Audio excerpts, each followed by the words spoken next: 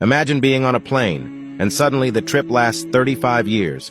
You boarded in 1954, and you arrived in 1989. What you just heard isn't fantasy. It actually happened a few years back. Precisely on September 4th, 1954, Flight 513 from Santiago Airlines kinda soared from the German city called Aachen. On board, there were 88 passengers and 4 crew members, making it a total of 92 people.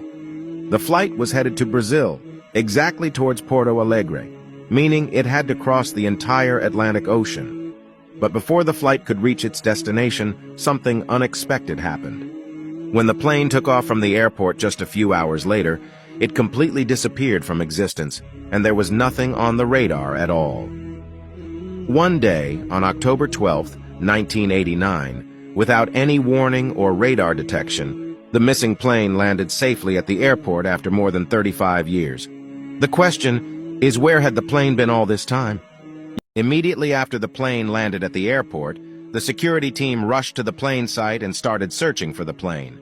The real shock hit them. When they entered the plane, they found 92 skeletons seated in the plane's seats.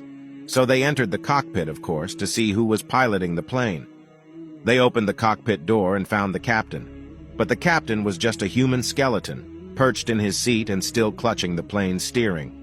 The most widely accepted theory among people trying to solve the mystery of Flight 513's disappearance is the wormhole theory. It's possible that Flight 513 entered a time hole, meaning the plane traveled through time. In 1916, Einstein studied equations about the fabric of the universe in his general theory of relativity. He found that there are gaps in space that have an insanely strong gravitational pull and just gulp down anything that passes by them. These gaps are what are known as black holes. Turns out, Einstein's equations and predictions were right as time rolled on to the year 2019, when one of Einstein's predictions was confirmed by snapping the first ever real photo of a black hole by NASA.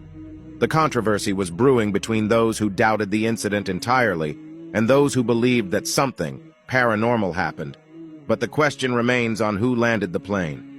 Many enthusiasts of mystery and enigmas tried to solve the riddle of Flight 513, but no one succeeded. What do you think?